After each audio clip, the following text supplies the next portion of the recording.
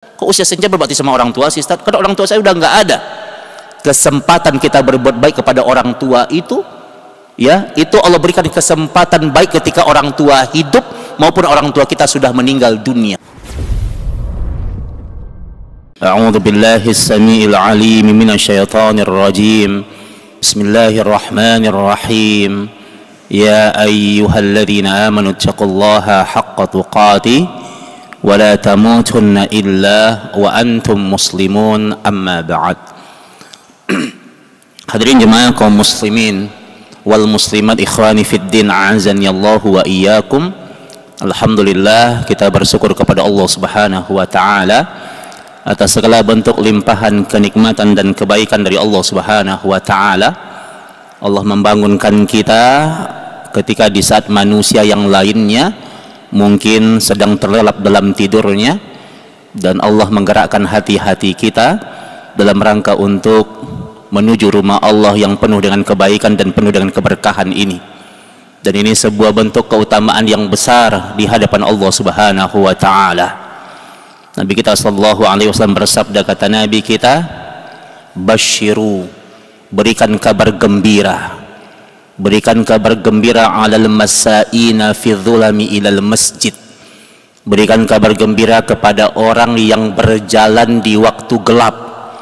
Kita berjalan di waktu gelap ke masjid, dan sebagian para ulama ahli hadis mengatakan yang dimaksud dengan dua waktu gelap yaitu waktu isya dan waktu subuh. Apa kabar gembiranya? Kata Nabi kita sallallahu alaihi wasallam, bin nurit tamma yaumal qiyamati. Nanti di hari kiamat, di hari akhirat, mereka akan dibimbing oleh cahaya Allah untuk menuju surganya Allah Subhanahu wa taala.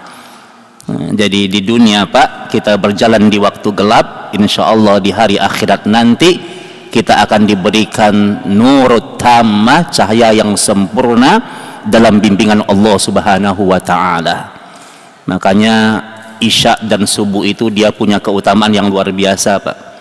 Ya, kata Nabi kita sallallahu alaihi wasallam, man shallal isya fi jama'atin, barang siapa yang isya'nya berjamaah di masjid, faka'annama, maka seolah-olah dia shalla nisfal laili, seolah-olah dia sholat sama dengan setengah malam, pahalanya sama dengan setengah malam. Wa man shalla subha fi jama'atin, dan kalau dia subuhnya berjamaah, isya berjamaah, kemudian subuhnya juga berjamaah di masjid, faka'annama shallal laila kullah, maka seolah-olah dia sholat satu malam suntuk, ya, satu malam suntuk. Maka ini pahala yang besar, ya, pahala yang besar. Kita berlelah-lelah di dunia, bercapek-capek di dunia dalam ibadah dan ketaatan kepada Allah, tapi ingat, tidak ada satupun kebaikan ibadah yang kita tegakkan kecuali di hadapan Allah itu ada hitungan pahalanya.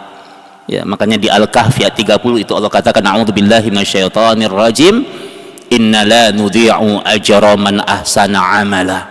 Jadi kebaikan kalian sekecil apapun itu di hadapan Allah itu ada hitungan pahalanya. Ya, maka ikhlaskan beramal karena Allah, ittiba, ikuti sunnah Nabi yang mulia sallallahu alaihi wasallam, dan mudah-mudahan ibadah kita menjadi bekal terbaik kita untuk kita berjumpa dengan Allah Subhanahu wa taala. Selawat dan salam kepada Nabi kita yang mulia, Nabi Muhammad sallallahu alaihi wasallam, mudah-mudahan tercurahkan kepada para keluarga beliau, kepada para sahabatnya ridwanullahi alaihim ajma'in, dan kepada kita umatnya yang mudah-mudahan tetap terus istiqamah berjalan di bawah naungan Al-Quran dan As-Sunnah yang beliau bawa. Para jemaah semuanya, hari ini kita mengangkat sebuah tema, yaitu tentang berdamai di waktu senja. Apa tuh Pak waktu senja Pak? Ada yang bilang waktu yang sudah tua ya, senja ya. Ini kan yang hadir masih muda-muda ini ya. Jadi senja itu bisa kita maknai dengan waktu menjelang kematian.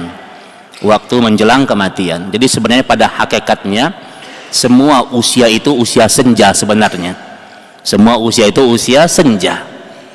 Tapi memang Al-Quranul Karim melalui nas Al-Quran dan sunnah yang sahihah itu Allah Subhanahu wa ta'ala dan berbagai sabda-sabda Nabi yang mulia sallallahu alaihi wasallam itu memang berbicara tentang beberapa penekanan waktu dan usia. Jadi nas yang mulia itu juga bicara tentang beberapa usia-usia, ditekankan beberapa usia-usia. Allah cerita tentang berbagai macam kondisi usia.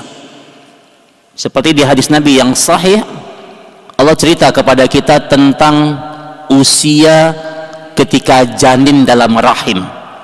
Ketika janin berusia 4 bulan di dalam rahim, maka ini usia Allah menyuruh malaikatnya untuk meniupkan ruh ya kepada janin dalam rahim seorang ibu.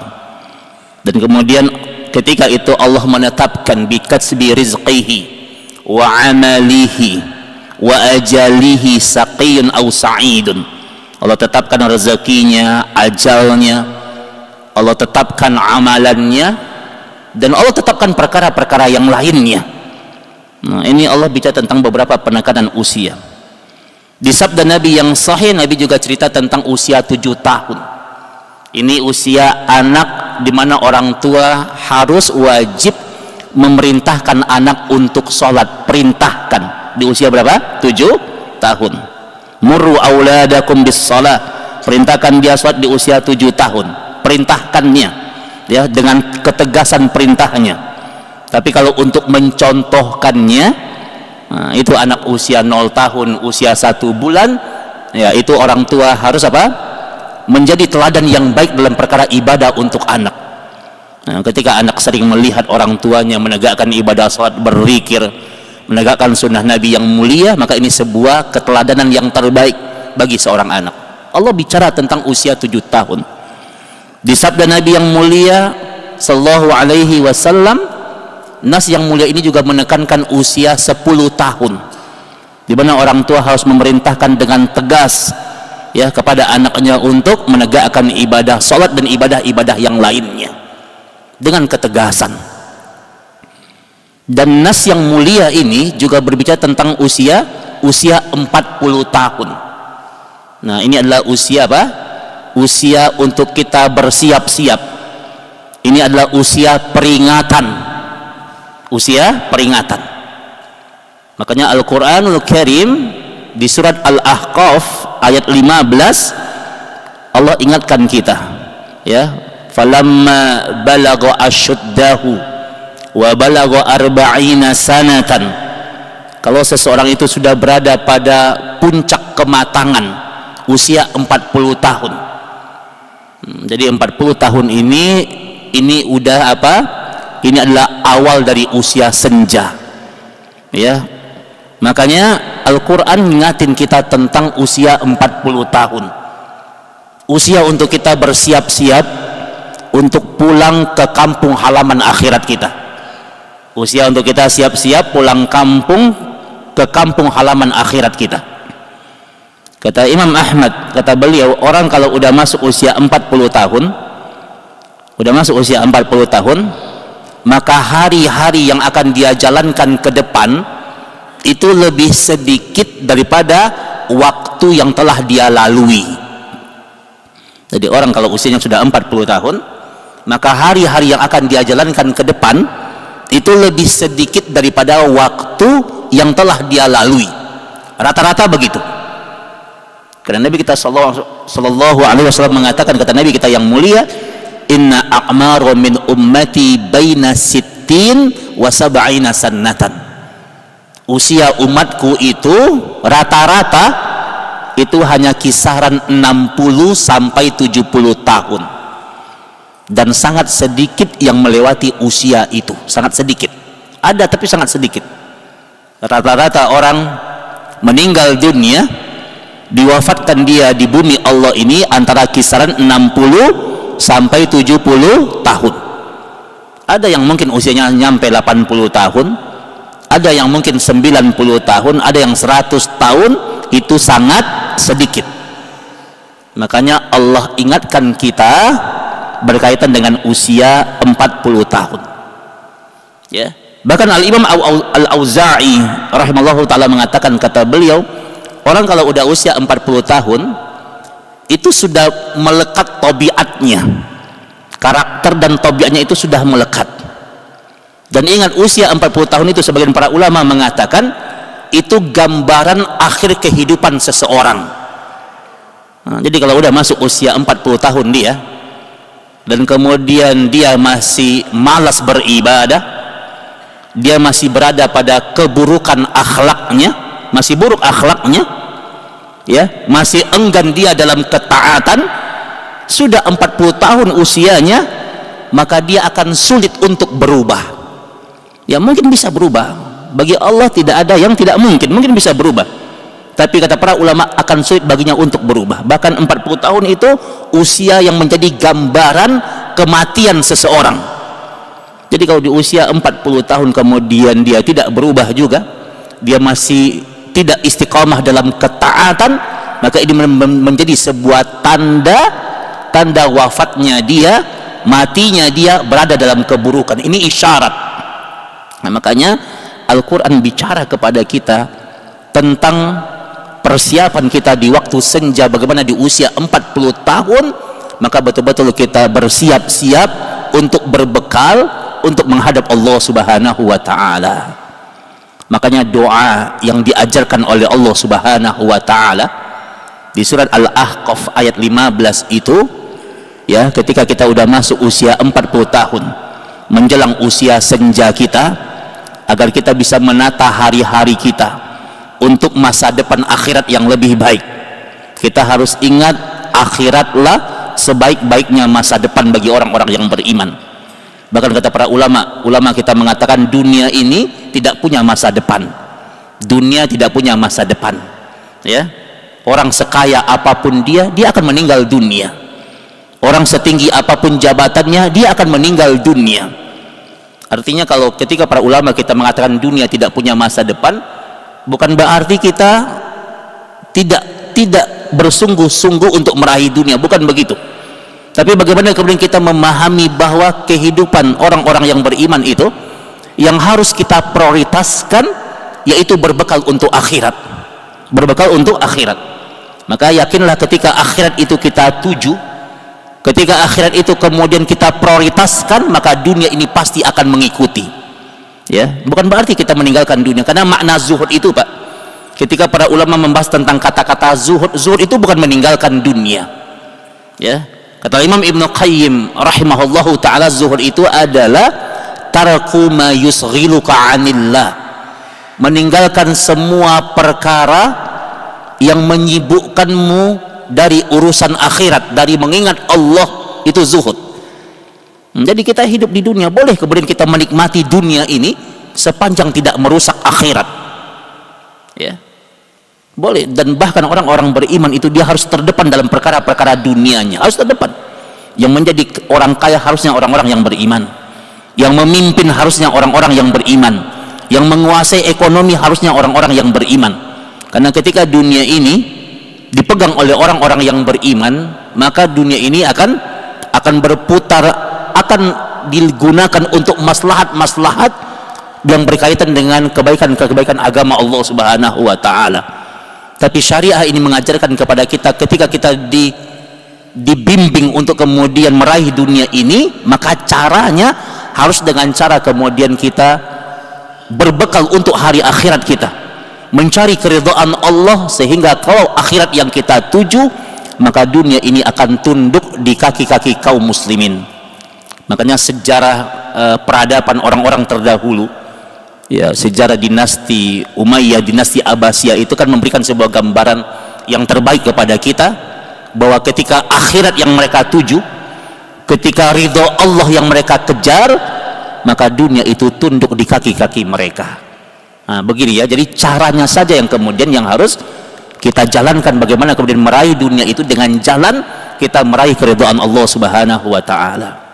Maka ketika orang kemudian dia berada pada usia-usia sepuh, berada di usia senja, maka dia perbanyak membaca doa ini.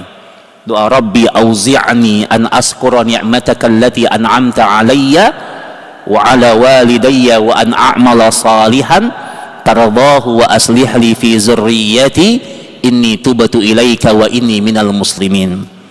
Doa ini terdapat di surah Al-Ahqaf ayat 15. Perbanyak baca doa ini. Doa kita minta kepada Allah agar kita dibimbing oleh Allah Subhanahu wa taala, agar kita semakin dekat dengan Allah Subhanahu wa taala. Perhatikan perkataan yang disampaikan oleh Imam Malik di Al-Jami' li Ahkamil Quran. Kata Imam Malik, adraktu ahlal ilmi bi baladina wa hum yajlubuna ad-dunya wa yukhalituna an-nasa. Kata Imam Malik, aku mengetahui kebiasaan orang-orang terbaik di zaman kami. Jadi orang-orang dulu, kata Imam Malik, sebelum mereka masuk usia 40 tahun, Pak, sebelum 40 tahun usianya, itu mereka keliling dunia, mereka mengembara, mereka merantau, mereka menuntut ilmu kemanapun. Kapan itu? Sebelum usia 40 tahun. Wa idza atat alaihim bi arba'ina sanatan, kalau mereka udah masuk usia 40 tahun, i'tazalun nas, maka mereka mulai menghindar, mereka mulai menyendiri, mereka mulai mengurangi kerumunan-kerumunan, mereka mulai mengurangi kumpulan-kumpulan. Jadi orang dulu, Pak, usia pensiunnya itu 40 tahun. Ya, Pak, usia pensiunnya 40 tahun. Sebelum 40 tahun mereka keliling dunia, mereka belajar kemanapun, mereka mengembara, merantau kemanapun. Tapi masuk usia 40 tahun itu i'tazalun nas, i'tazalu, mereka mulai menyendiri, mulai banyak waktu spesial bersama dengan Allah, mulai menghindari kerumunan-kerumunan. Jadi bukannya nggak boleh ya. Jadi kalau kita, Ustaz, kan kita butuh, Ustaz, kumpul sama teman-teman kita, ya butuh, silahkan ya. Tapi maksud dari kalimat ini, kata Imam Malik di Al-Jami' li Ahkamil Quran, kalau udah masuk usia 40 tahun ya, jangan terlalu disibukkan dengan perkara-perkara yang mubah. Perkara kan kumpul-kumpul sama teman itu kan mubah-mubah saja hukumnya, boleh-boleh saja ya. Tapi kalau kita tidak berhati-hati dengan perkara-perkara yang mubah, terkadang yang mubah ini kalau kita nggak berhati-hati, itu menggelincirkan kita kepada perkara yang diharamkan. Nah, makanya orang-orang dulu kalau sebelum 40 tahun mereka, Masya Allah, mereka luar biasa bersungguh-sungguh untuk meraih dunia ini. Tapi kalau udah mulai 40 tahun, mereka mulai banyak menyendiri, mulai banyak waktu berkhalwat dengan Allah, mulai banyak waktu spesial bersama dengan Allah Subhanahu wa taala. Makanya di usia-usia di usia-usia sepuh, di usia-usia senja, maka kita dituntun untuk melaksanakan amalan-amalan yang terikat, yang semakin hari membuat kita makin dekat dengan Allah Subhanahu wa taala. Ya. Jangan sampai ketika usia kita sudah 40 tahun lebih, kita berada di sebuah persimpangan jalan kehidupan dan kita masih nggak jelas mau kemana kita berjalan, mau ke arah mana yang akan kita lalui. Ya, di antara bentuk fitnah dunia itu, fitnah dunia yang kita berlindung darinya, kan kalau habis tahiyat akhir itu kita kan berlindung dari 4 perkara. Ya, apa kalimat terakhir tahiyat akhir? Innaka hamidum majid. Sebelum salam itu kita disunnahkan untuk kita berlindung dari 4 perkara. Allahumma inni a'udzubika min adzabi jahannam wa min adzabil qabr wa min fitnatil mahya wal mamati wa min syarri fitnatil masihid dajjal. Berlindung dari azab jahannam, dari azab kubur, dari fitnah hidup dan fitnah mati, dan dari keburukan fitnah dajjal. Ini dibaca habis kita membaca tahiyat akhir sebelum salam. Itu sunnah Nabi yang mulia sallallahu alaihi wasallam. Coba di sana ada kalimat fitnah apa? Fitnah kehidupan. Dan sebagian para ulama mengatakan yang dimaksud dengan fitnah kehidupan adalah orang yang ketika usianya bertambah tapi makin jauh dari ketaatan. Bertambah usianya berarti bertambah kenikmatan Allah kepadanya, tapi dia makin jauh dari Allah, makin tidak mengenal masjid, jauh dari majelis ilmu, jauh dari Al-Quran, ini fitnah terbesar dalam kehidupan. Makanya kata Al-Imam Abu Hazim rahimahullahu ta'ala di kitab Hilyatul Awliya, kata beliau, kullu ni'matin la tuqarribu ilallahi azza wa jalla fahiya baliyatun. Setiap kenikmatan yang bertambah tapi enggak membuat dirimu dekat dengan Allah, bertambah nikmat Allah, bertambah usiamu tapi engkau enggak makin dekat dengan Allah, fahiya baliyatun. Itu bencana yang sedang Allah hadirkan. Bencana. Jadi kalau Allah tambah nikmatnya, nambah usia kita, nambah umur kita, tapi kita nggak makin taat kepada Allah, itu bencana. Itu fitnah kehidupan yang terbesar. Ya, maka ini waktu untuk kemudian kita memperbanyak berbekal. Ya, kita yang sudah masuk usia 40 tahun atau lebih, maka jangan pernah tinggalkan berjamaah di masjid, Pak. Berjamaah di masjid. Apalagi mau kita cari? Ya. Di negeri kita kan usia 40 tahun ini adalah usia produktif, ya. Iya, betul, usia produktif kita dalam beribadah kepada Allah. Usia produktif untuk kita beribadah kepada Allah. Jangan sampai kita masih gunakan istilah, Pak ayo ke masjid ya, nanti ajalah, ntar kalau udah tua gitu. Mau setua apa kita tunggu? Saya ada jemaah di daerah saya, di kompleks saya. Itu Masya Allah ya, ketika dulu dia masih sibuk bekerja, masih jadi pegawai, itu kalau salat subuh di masjid itu udah pakai seragam, Pak. Masya Allah ya. Jadi kalau subuh di masjid udah pakai seragam dinas. Kemudian habis subuh dia cerita, dia yang bilang, Ustaz, saya kalau habis subuh saya nggak ada waktu untuk berzikir, kata dia. Dia bilang, saya kalau habis subuh nggak ada waktu untuk berzikir, habis subuh langsung berangkat. Setiap hari seperti itu. Setiap hari dia seperti itu. Dan dia bilang, Ustaz, nanti kalau nanti saya udah pensiun, kata dia, udah pensiun, maka nanti saya akan habiskan semua waktu saya di masjid. Ya, kalau nanti saya udah pensiun, saya akan habiskan waktu saya di masjid. Setahun yang lalu pensiun dia. Dan Masya Allah ternyata hampir sama. Habis subuh tetap langsung berangkat gitu ya. Kemudian sholat yang lainnya jarang di masjid. Terus kita tanya, kenapa Pak, kan udah pensiun sekarang? Dia bilang, aduh Ustaz, sekarang habis pensiun sibuk, kata dia. Sibuk ternak teri, kata dia. Ternak teri, ngantar anak istri. Nah, Masya Allah ya, ngantar anak istri. Maka ingat, ketaatan itu tidak perlu direncanakan, dia harus segera dilaksanakan ya. Nah, jadi jangan tertipu kita dengan usia muda ya. Jangan pakai kemudian istilah, entar deh, kalau udah tua aja nanti ke masjid, kalau udah tua aja nanti sholat. Belum tentu. Butuh latihan, butuh pembiasaan ya. Nah ini kaidah. Maka di usia-usia kita menjelang, kita yang usia senja atau menjelang usia senja, maka kita harus punya kebiasaan-kebiasaan dalam ketaatan kepada Allah. Jangan tinggalkan sholat berjamaah di masjid. Jangan tinggalkan zikir habis sholat. Di antara amalan-amalan yang utama dalam kaidah fikih dikatakan, setiap amalan-amalan walaupun itu amalan sunnah, tapi ketika posisi amalan itu mengiringi amalan wajib, maka itu termasuk amalan yang paling utama di hadapan Allah Subhanahu wa ta'ala. Jadi setiap amalan-amalan sunnah yang dia mengiringi amalan wajib, maka itu adalah amalan yang paling utama di hadapan Allah Subhanahu wa ta'ala. Makanya kalau kita baca beberapa kitab fikih mu'tabar, ulama menjelaskan salat sunnah itu salat sunnah apa yang paling utama. Salat sunnah itu salat sunnah apa yang paling utama. Ada yang mengatakan tahajud, qiyamul lail. Ada yang mengatakan salat duha. Tapi jumhur ahli fikih mengatakan yang paling utama itu di antara salat sunnah adalah salat sunnah rawatib. Salat sunnah yang mengiringi salat wajib. Rawatib itu paling utama.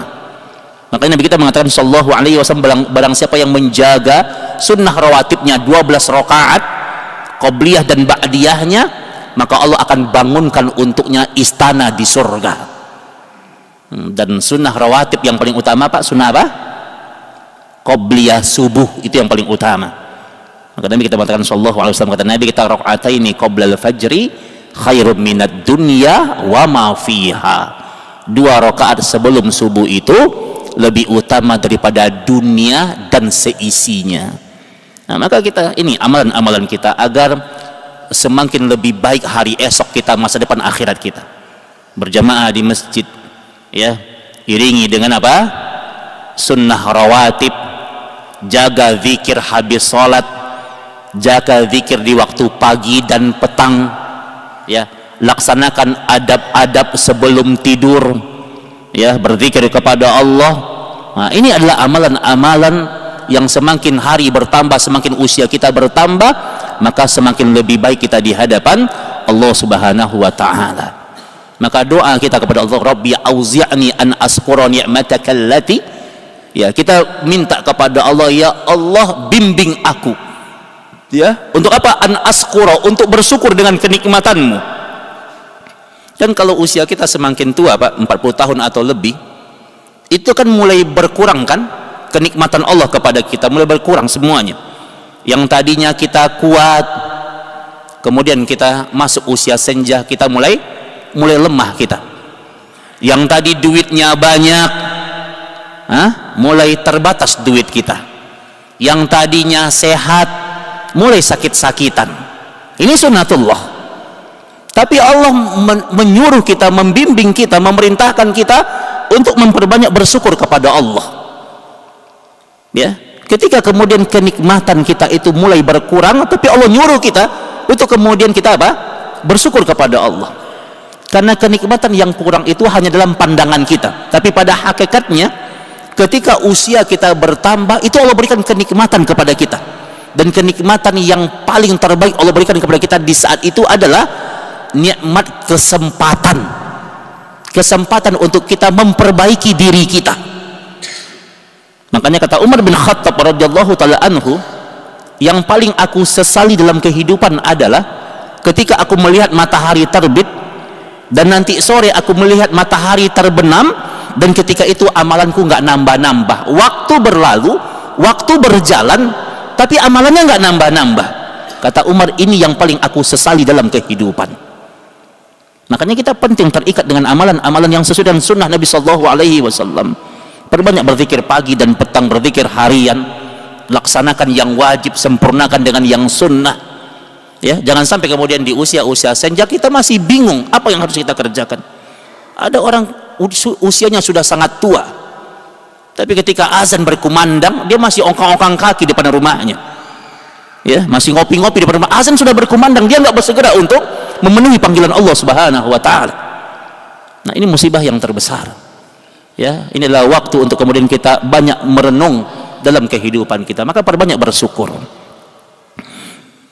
Imam Malik bin Dinar, ulama besar Malik bin Dinar, di kitab As-Sifatus Safwah di halaman 164 beliau mengatakan, kata beliau, wa kanal abrar, orang-orang dulu kalau udah masuk usia-usia senja, kalau mereka ketemu sama teman-temannya, yatawasawna bi thalasin, mereka itu saling memberikan nasihat penting dengan 3 perkara. Jadi kalau kita lagi kumpul-kumpul sama teman, lagi ketemu sama teman di usia berapapun, maka orang dulu itu sering memberikan wasiat penting terhadap 3 perkara. Yang pertama, apa yang mereka nasihatkan? Pertama, nasihat mereka kepada teman-temannya adalah bisijnil lisan, penjarakan lisanmu.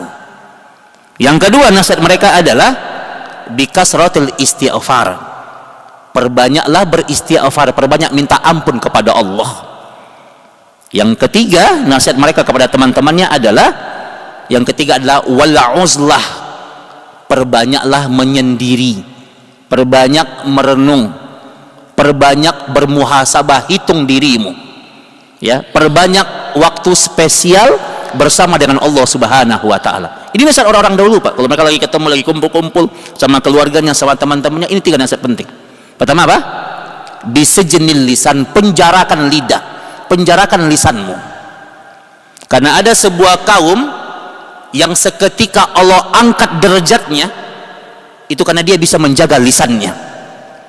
Dan ada suatu kaum yang Allah hinakan seketika, sekejap Allah jatuhkan dia, itu karena dia nggak bisa menjaga lisannya.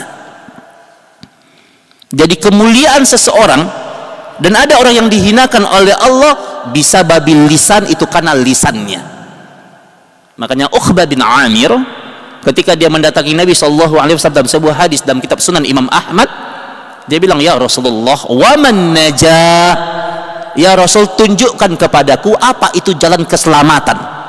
Kalau aku ingin selamat di dunia ini dan agar aku bisa dibimbing di hari akhirat, ku tunjukkan kepadaku apa itu jalan keselamatan.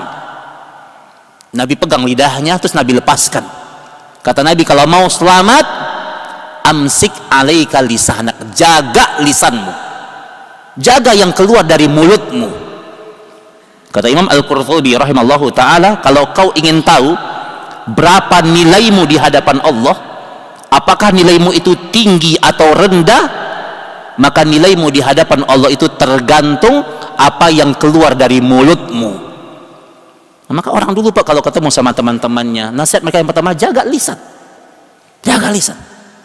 Apalagi seorang da'i, seorang yang dianggap alim, jaga lisan. Ya, da'i itu kan dia menuntun, mencontohkan.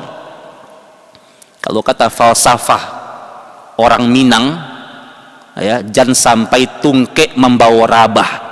Tungkek itu apa? Tongkat.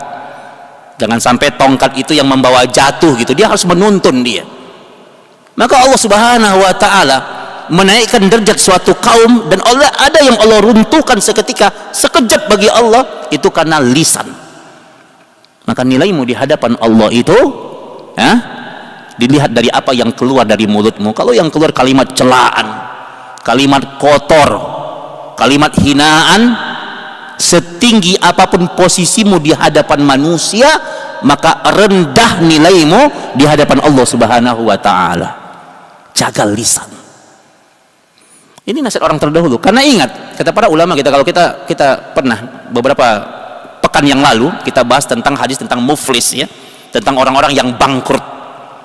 Jadi kalau ada orang yang sibuk Pak, sibuk beramal soleh, sibuk beribadah, rajin ke masjid, rajin berzikir, tapi mulutnya nggak dia jaga, lisannya nggak dia jaga, maka kebaikan ibadahnya ini itu sedang dihapuskan oleh keburukan akhlaknya, keburukan mulutnya.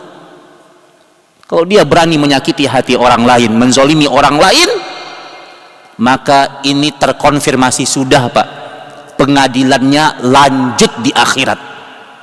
Jadi kalau ada lisan yang nyakitin hati orang dan orang itu tidak memaafkan, nggak ridho dia, maka itu bukti pengadilannya lanjut di akhirat. Dia akan nuntut di akhirat. Makanya kalau antum simak di hadis Sahih Bukhari, kata Nabi kita, kalau ada orang yang zolim sama orang, lisannya nyakitin hati orang, apa kata Nabi kita? Faliyatahallalhu minhu al-yaum. Makna al-yaum itu bukan hari ini dalam konteks hadis ini. Kata Nabi, kalau mulutmu nyakitin hati orang, faliyatahallalhu, segera minta dihalalkan darinya al-yaum, sekarang ini juga. Jangan nunggu nanti sore Pak, jangan nunggu besok, jangan nunggu lebaran kelamaan. Minta dihalalkan, minta diridhoi dari dia hari ini juga. Minta maaf kepada dia sekarang juga. Kenapa? Kata Nabi kita, qabla an la yakuna dinarun wala dirhamun, sebelum kalian bertemu suatu hari yang tidak bermanfaat dinar dan dirham. Hari apa itu? Akhirat. Hari akhirat itu. Nah, jadi kalau orang kemudian nggak bisa menjaga lisannya, maka nanti dia sibuk, semua amal ibadahnya itu akan dia kasih kepada orang yang dia zolimi, rugi dia, bangkrut dia. Maka ketika kita masuk usia-usia senja, usia-usia peringatan dari Allah, lisan kita jaga. Gimana cara kita menjaga lisan? Yang kedua, kata Malik bin Dinar, bikasratil istighfar, perbanyak beristighfar. Baca istighfar Pak. Di kitab Durusul Yaumiyah, sunnah-sunnah harian Nabi, itu istighfar itu adalah sunnah Nabi yang paling utama. Seutama-utamanya berzikir itu baca Al-Quran, karena Al-Quran itu kalamullahi ta'ala. Tapi seutama-utamanya minta ampun kepada Allah. Istighfar, baca astaghfirullah wa atubu ilaih. Perbanyak baca itu Pak. 70 kali, 100 kali, baca sebanyak-banyaknya. Ya, dan hadirkan hati kita. Kita kalau beristighfar Pak, hadirkan hati. Ya, karena di antara bentuk zikir yang tertolak adalah lisannya berucap, hatinya lalai. tertolak, nggak ada faedahnya. Hadirkan hati kita, betul-betul kita kembali kepada Allah, betul-betul kita mengakui kebesaran Allah, minta ampun kepada Allah. Dan kalau kita memperbanyak beristighfar, apa kata Imam Ibnu Katsir rahimallahu taala, kata beliau, in ghafarta laqad aflahta, in ghafarta laqad aflahta. Jika kalian memperbanyak beristighfar dan Allah ampuni dosa kalian, maka selesai urusan kalian, diselesaikan oleh Allah. Ya. Makanya yang menghalangi kita dari keberkahan hidup apa? Dosa. Dosa. Ya. Kata para sahabat, para ulama mengatakan, kenapa para sahabat itu takut bikin dosa? Kenapa para sahabat itu mereka ketakutan bikin dosa? Karena dampak yang terbesar dari dosa adalah, dosa itu Pak, Bapak dan Ibu, dosa itu menghilangkan nikmatnya, lezatnya ibadah. Jadi kelezatan ibadah itu akan dihilangkan oleh dosa. Jadi kalau orang nggak bisa move on dari dosa, doyan dengan kemaksiatan, dia nggak akan pernah merasakan nikmatnya khusyuk dalam sholat. Dia nggak akan pernah merasakan nikmatnya membaca Al-Quran. Dia tidak akan pernah merasakan tenangnya dalam berzikir. Kenapa itu tidak bisa dia nikmati? Kenapa lezatnya ibadah itu nggak pernah dia rasakan? Jawabannya karena dosa. Dan kita nggak ada kita yang nggak punya dosa, Pak. Nggak ada kita yang nggak punya dosa. Disengaja atau tidak, dosa kecil mungkin kita punya dosa. Ya, pasti kita punya dosa. Makanya kita disuruh untuk memperbanyak apa? Beristighfar. Bikasratul istighfar. Orang-orang dulu kalau dia ketemu dengan teman-temannya, ya tawasawna, mereka saling memberikan nasihat, mewasiatkan untuk bikasratul istighfar, perbanyak beristighfar. Antum baca Sayyidul Istighfar pagi dan petang habis sholat. Kemudian antum juga memperbanyak baca astaghfirullah wa atubu ilaih, minta ampun kepada Allah. Tiket surga itu bernama maghfirah, ampunan Allah. Apa Allah katakan? A'udzubillahi minasyaitonirrajim, wa syari'u ila maghfiratin min rabbikum wa jannatin. Raih ampunan Allah, ya. Kalau engkau raih ampunan Allah, bersegera untuk meraih ampunan Allah dan Allah ampuni engkau, wa jannatin. Allah akan berikan engkau surga yang luasnya seluas langit dan bumi. Kenapa kita sholat? Di antara fungsi kita sholat, kita beribadah agar Allah ampuni dosa kita, agar Allah ridho kepada kita. Maka raih ampunan Allah, perbanyak beristighfar. Ya. Kemudian yang ketiga kata Malik bin Dinar, wal uzlah. Uzlah itu apa? Uzlah itu menyendiri. Boleh kumpul sekali-sekali, tapi jangan kumpul-kumpul mulu gitu. Kadang awalnya kumpul-kumpul nggak sadar, kebanyakan kumpul ternyata yang ngomongin orang, ternyata gunjingin orang. Ini yang dikhawatirkan. Ya. Kata Imam At-Tuwais rahimahullahu taala, lidah ini, kata dia, itu seperti binatang buas. Kata dia, lidahku, kata dia, itu seperti binatang buas. Kalau aku membiarkan dia keliaran bebas, dia akan menerkamku. Kata Imam At-Tuwais. Maka jaga lisan kita. Ya, ketika kumpul-kumpul, perbanyak ngingatin dalam kebaikan-kebaikan. Dan harus banyak kita apa? Waktu untuk menyendiri bersama dengan Allah Subhanahu wa taala. Nah, ini doa yang kita baca, Rabbi auzi'ni an ashkura ni'mataka allati an'amta 'alayya wa 'ala walidayya. Dan kita di usia-usia senja kita juga perbanyak untuk kita berbakti kepada orang tua. Berbakti kepada Ustaz. Kok usia senja berbakti sama orang tua sih, Ustaz? Karena orang tua saya udah nggak ada. Kesempatan kita berbuat baik kepada orang tua itu, ya, itu Allah berikan kesempatan baik ketika orang tua hidup maupun orang tua kita sudah meninggal dunia. Kita punya kesempatan. Ya, doakan. Anak-anak yang soleh itu ketika waktu sholat datang, dia datangnya bukan ketika iqomah ditegakkan. Anak soleh itu dia datangnya itu bukan ketika sholat sudah didirikan. Tapi anak yang soleh itu ketika dia ingat orang tuanya, dia akan datang sebelum azan berkumandang, atau ketika azan dia segera untuk sholat. Ketika azan dia segera berangkat untuk sholat. Apa yang dia cari? Dia mengejar waktu untuk berdoa antara azan dengan iqamah. Bainal azanaini la yaruddu alaihi du'a. Antara azan dengan iqamah itu, kalau engkau angkat tangan engkau berdoa kepada Allah, di waktu itu doa mustajab. Maka dia akan doakan antara azan dengan iqamah, dia akan membaca Rabbighfirli waliwalidayya, ya Allah ampuni dosaku ya Allah, dan ampuni dosa kedua orang tuaku. Ini kesempatan untuk kita berbuat baik kepada orang tua kita yang sudah meninggal dunia. Doakan. Ketika azan berkumandang, sekarang musim hujan Pak ya, ketika hujan, kita diberikan hujan diturunkan umpamanya, maka anak-anak yang sayang dia ingat orang tuanya, dia berdoa kepada ya Allah Rabbighfirli waliwalidayya. Dia doakan orang tuanya, dia tahu ketika hujan turun ini waktu yang mustajab ya. Ketika dia berada di waktu ba'da asar setelah Jumat, ba'da asar di hari Jumat, di waktu menjelang maghrib di hari Jumat, maka dia ingat orang tuanya, dia berdoa Rabbighfirli waliwalidayya. Boleh jadi kemudian ketika orang tuanya dulu masih hidup, dia belum sempat untuk membalas kebaikan orang tuanya, dan ketika orang tuanya sudah tiada, ini kesempatan. Dalam prinsip akidah Ahlus Sunnati wal Jamaah dikatakan amalan soleh seorang anak, ingat Pak, Bapak dan Ibu, amalan soleh seorang anak itu langsung nyampe pahalanya untuk orang tuanya. Maka anak-anak yang baik, dia akan jaga tauhidnya, dia akan jaga sunnah Nabi Shallallahu Alaihi Wasallam, dia akan jaga ibadahnya, karena dia menyadari bahwa ketika ini dia jaga kebaikan ibadah yang dia lakukan, maka pahalanya akan sampai untuk orang tuanya.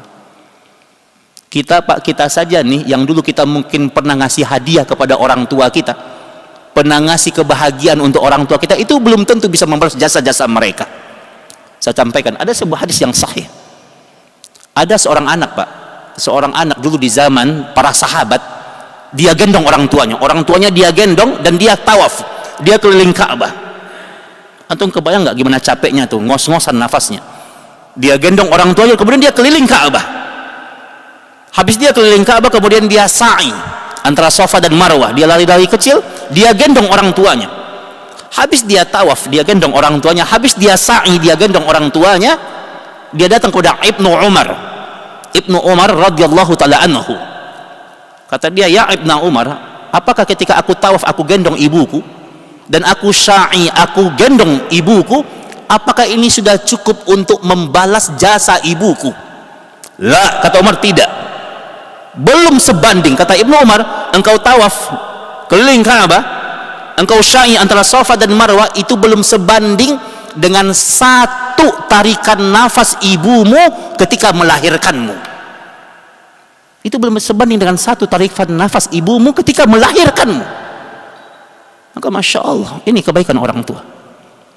Makanya kata para ulama kita, kalau hari ini Pak, kita nih di dunia ini ada kebaikan-kebaikan dunia yang kita dapatkan, ada kebaikan dunia yang kita dapatkan, maka demi Allah, tidaklah ada satupun kebaikan dunia yang kita dapatkan itu, pokoknya kita punya rumah yang mewah, kita punya kendaraan yang bagus, kita punya karir yang bagus, tidak ada satupun kebaikan dunia yang kita dapatkan kecuali itu karena wasilah ketulusan doa orang tua kita. Ibu kita yang setiap malam berdoa kepada kita, Pak, dia doa, dia nangis di hadapan Allah, tiap malam dia sebut nama anaknya, dia pengen anaknya hidupnya bahagia, dia yang tiap malam berdoa meminta kepada Allah. Maka kebaikan dunia yang hari ini kita peroleh apapun, kita sehat badannya, kita sukses dalam perkara dunianya, hebat karir kita, tidak ada satupun dunia yang kita dapatkan kecuali karena apa? Karena ketulusan doa ibu kita, karena ketulusan doa ayah kita. Ini harus kita pahami. Maka jasa orang tua itu tidak akan pernah apa? Tidak akan pernah terkalahkan. Sedikit ya, anak sambung sedikit. Di Saudi itu, di sebuah kajian, ada orang yang bertanya. Ketika syekhnya sudah menjelaskan, ada tanya jawab. Kata orang itu, ya syekh, ana mau nanya. Kata syekhnya, tafadhol, silakan antum nanya. Dia bilang gini, kata dia, ya syekh, ibuku kata dia, numpang hidup bersama denganku. Ibuku itu tinggal di rumahku. Kata syekhnya, ulangi pertanyaannya. Nanya lagi dia, ya syekh, ibuku numpang hidup bersamaku dan dia tinggal di rumahku. Belum selesai dia nanya, kata syekhnya, dipotong sama syekhnya, ulangi pertanyaanmu. Bingung dia, nanya lagi dia, iya syekh, kata dia, ibuku itu numpang hidup bersamaku dan dia tinggal di rumahku. Kata syekhnya, ulang pertanyaanmu. Bingung orang ini, apa yang salah ini? Kata orang ini, ya Syekh, tunggu dulu, kata dia, dengerin, aku mau nanya, pertanyaanku tuh belum selesai, jangan dipotong dulu, kata dia, jangan dipotong dulu, aku mau nanya, selesaikan dulu pertanyaanku. Nanya lagi dia, ya Syekh, ibuku itu numpang hidup bersama aku, dia tinggal di rumahku, ibuku itu. Kata Syekhnya, ulang pertanyaanmu. Dimarahin sama Syekh, bingung dia. Kemudian kata Syekhnya, yang kamu tanyakan, pertanyaan kamu itu salah. Kamu bilang ibumu numpang hidup bersamamu, ibumu tinggal di rumahmu, ketahuilah apa yang engkau miliki, tidaklah engkau memiliki apapun di dunia ini kecuali itu karena wasilah ketulusan doa orang tuamu. Apa yang engkau miliki itu milik ibumu. Kata dia, ya udah Syekh, khalas, kata dia, udah selesai, nggak ada lagi yang ditanyakan, udah jelas semuanya, udah terjawab, kata dia, udah terjawab, kata dia. Apa yang dia maksud? Dia itu mau nanya sebenarnya, kata dia, ibunya itu bertengkar dengan istrinya, dan dia bingung apakah kemudian istrinya harus dia marahin atau ibunya yang harus dia keluarkan dari rumah itu yang mau dia tanyakan sebenarnya. Tapi ketika Syekhnya mengatakan apa yang kau miliki sebenarnya itu adalah milik ibumu, maka katanya udah, berarti dia tidak ada pilihan lain kecuali dia wajib berbakti kepada orang tuanya. Jelas, udah nggak lagi yang ditanyain, kata dia. Maka ingat, Allah Subhanahu wa ta'ala telah menetapkan kewajiban ibadah yang paling terbesar setelah kita beribadah kepada Allah, apa itu? Berbakti kepada orang tua. Setelah kita bertauhid, setelah kita ittiba dengan sunnah Nabi yang mulia, setelah itu kewajiban yang paling terbesar berbakti kepada orang tua. Maka kita, orang tua kita yang sudah tiada, kita punya kesempatan, Pak, ya, doakan, pilih waktu-waktu yang terbaik. Bahkan pendapat Imam Asy-Syafi'i dan Imam Malik mengatakan anak itu boleh dia bersedekah atas nama orang tuanya yang sudah meninggal dunia. Ini pendapat para ulama mazhab, ya, dan ini disahihkan oleh para ulama yang lainnya. Nah, ini kita punya kesempatan yang terbaik untuk berbakti. Maka di usia-usia senja kita disuruh oleh Allah untuk bersyukur kepada Allah dan berterima kasih kepada orang tua. Ini kewajiban yang terbesar setelah kita beribadah kepada Allah, berbakti kepada orang tua. Wa qada rabbuka alla ta'budu illa iyyahu wa bil walidaini ihsana. Baru berbaik kepada orang tua. Ya, maka ikhwani fiddin, maka ini yang harus kita pahami, bagaimana kemudian kita senantiasa dalam kebaikan-kebaikan yang Allah ridhai. Ya. Dan termasuk di usia-usia senja kita perbanyak bertaubat kepada Allah. Perbanyak meminta kepada Allah. Ya, perbanyak kemudian kita merenungi diri kita, jangan tinggalkan ibadah yang wajib segerakan, yang sunnah-sunnah sempurnakan. Ya, makin bertambah usia kita, mudah-mudahan semakin dekat kita dengan Allah Subhanahu wa ta'ala. Nah, baik jemaah semuanya, barangkali itu kajian kita. Mudah-mudahan yang sedikit ini memberikan manfaat dan minimal mengingatkan kita, ya, dalam kebaikan-kebaikan di hadapan Allah Subhanahu wa ta'ala. Usia kita terus bertambah, berarti bertambah kenikmatan Allah, dan tidak ada satupun perjalanan waktu yang kita lewatkan kecuali ini akan menjadi tanggung jawab. Kata Fudail bin Iyad rahimahullah ta'ala di kitab Hilyatul Auliya, kata beliau, nanti di hadapan Allah itu kalian akan berdiri di hadapan Allah, kalian akan ditanya oleh Allah, dan kalian akan bertanggung jawab di hadapan Allah. Maka minta kepada Allah Subhanahu wa ta'ala agar kita dibimbing dalam kebaikan-kebaikan. Mudah-mudahan usia yang hari ini kita jalankan adalah usia yang berkah, dan usia berkah itu adalah usia yang kita pakai dalam ketaatan kepada Allah Subhanahu wa ta'ala. Ya, demikian kajian kita jemaah semuanya. Nafa'nallahu wa iyyakum bil ilmin nafi' wal amalus shalih. Wa sallallahu ala Muhammadin wa ala alihi wa sahbihi wasallam. Mari kita tutup dengan doa kafaratul majlis. Subhanaka Allahumma bihamdika asyhadu alla ilaha illa anta astaghfiruka wa atubu ilaik. Wa akhiru da'wana alhamdulillahi rabbil alamin. Assalamualaikum warahmatullahi wabarakatuh.